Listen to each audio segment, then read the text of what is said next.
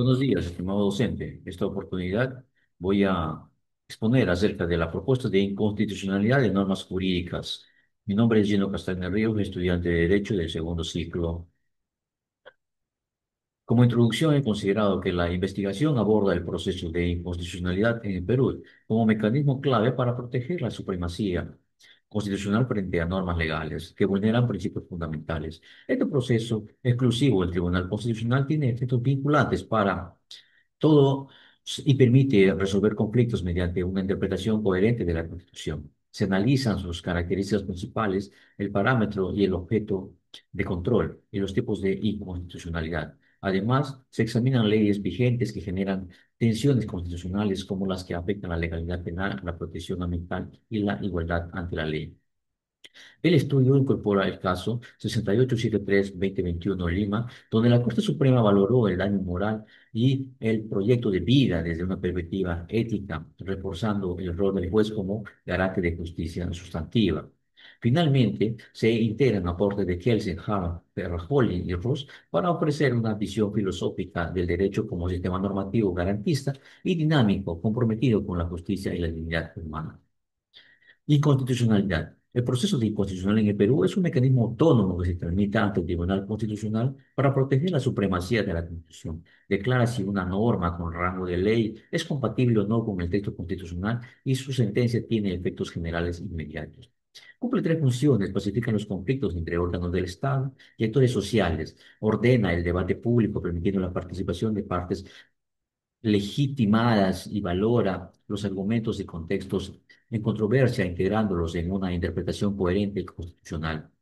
Para ello, se requiere identificar el parámetro de control, el objeto de control, y el Tribunal Constitucional tiene la última palabra en la interpretación constitucional.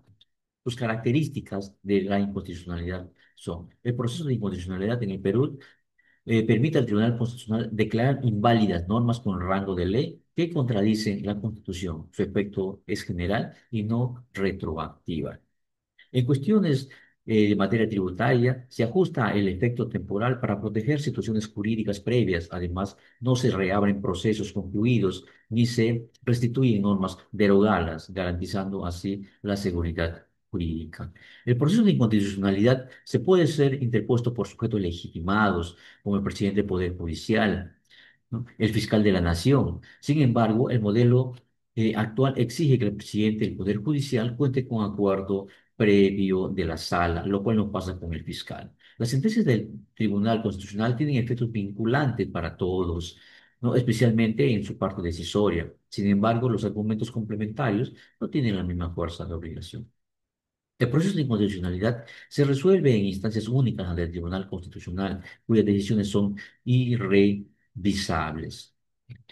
La inconstitucional por concepto permite declarar inválidas normas vinculadas a una norma principal ya expulsada, aunque la acción prescribe a los 6 años. El Tribunal Constitucional puede inaplicar normas conexas si son claramente incompatibles con la Constitución, incluso si alguien formalmente vigente. Esto refuerza la defensa progresiva del orden constitucional. En el proceso de inconstitucionalidad del Tribunal Constitucional no se admiten medidas cautelares, ya que sus decisiones son definitivas e irrevocables. Solo puede ser revisada por instancias supranacionales que resuelven de fondo y no aplican medidas provisorias. Parámetros de control.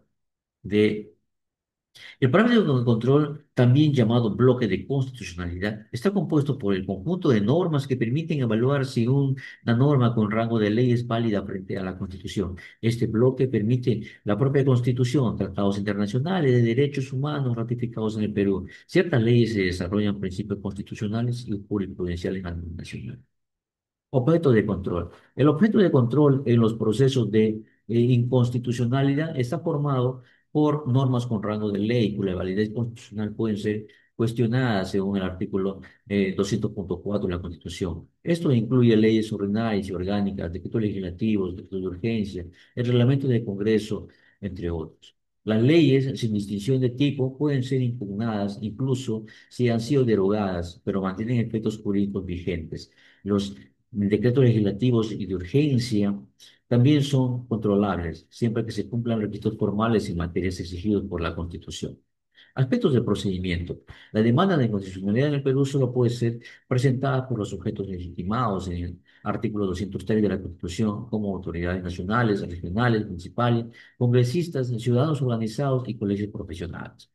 La demanda se dirige contra el órgano que emitió la norma cuestionada, lo que define la legitimidad pasiva, el Congreso, el Poder Ejecutivo y los gobiernos subnacionales, según el tipo de norma. El plazo para interponer la demanda es de 6 años para normas legales y 6 meses para tratados. Vencido este plazo, solo queda el control difuso por parte de los jueces ordinarios.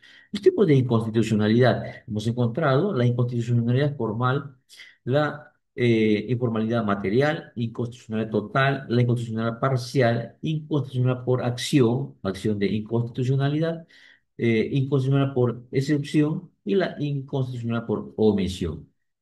Normas que vulneran la Constitución, de acuerdo a la evaluación, hemos podido determinar algunas, como por ejemplo la Ley 31437, promulgada el año 22, en el cual interpreta la forma auténtica para disposición transitoria de la Ley 31357 para asegurar la participación política de los partidos en las delegaciones regionales.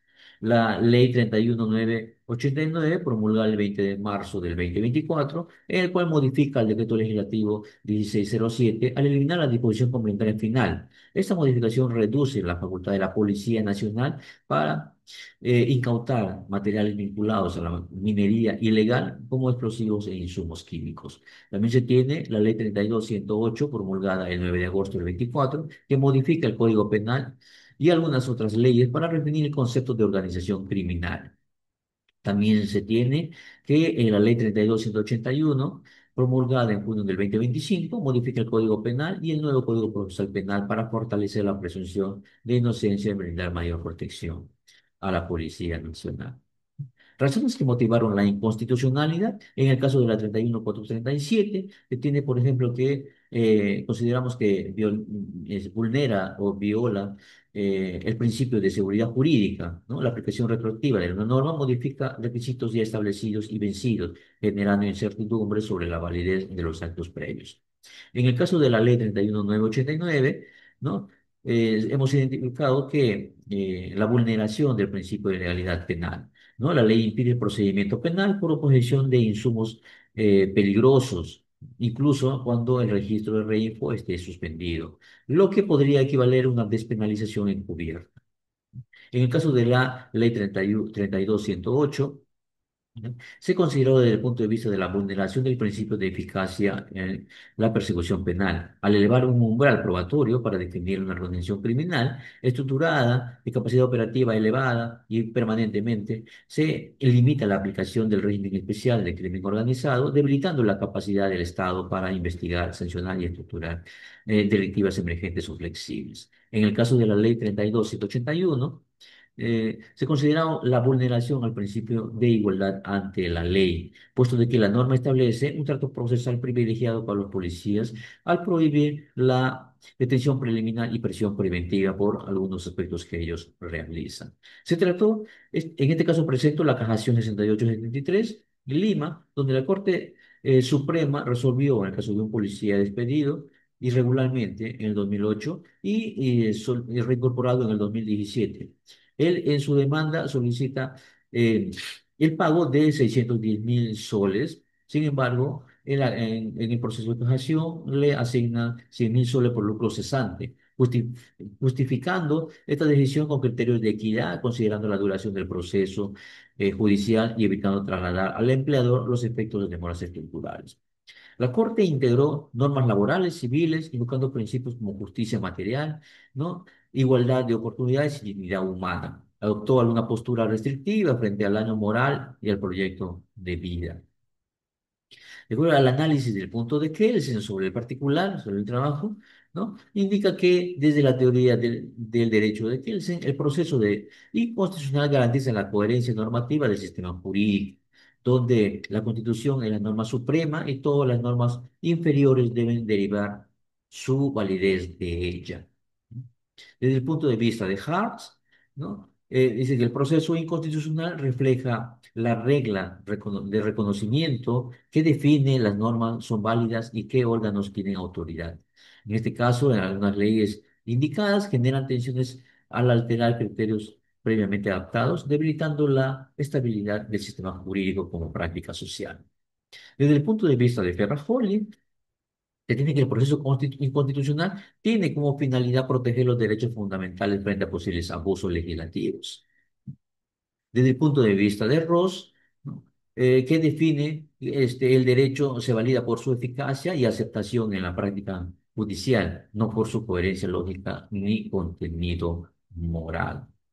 Como conclusión, podemos indicar desde la perspectiva de Alfred Ross, ¿no? El derecho se valida por su eficacia práctica y aceptación por parte de los jueces y operadores jurídicos. Asimismo, leyes como 32.108 y 32.181, si dificultan investigaciones penales o restringen el control judicial sobre acciones policiales, podrían ser resistidas o interpretadas en la práctica. Como recomendaciones en ese trabajo, el Tribunal Constitucional debe mejorar su técnica jurisprudencial, diferenciando claramente entre ratio sendi y obiter dicta. Esto fortalecerá la fuerza vinculante de sus decisiones. También se recomienda ampliar la legitimación activa, incluyendo al presidente del Poder Judicial y armonizando requisitos procesales. Además, es clave reforzar el parámetro de control institucional, integrando formas operativas a la Constitución, tratados de derechos humanos, ley de desarrollo jurisprudencial. Finalmente, urge revisar normas como las indicadas que presentan retroactividad, privilegios, individuos y riesgos dentro de los derechos. Muchísimas gracias por su atención.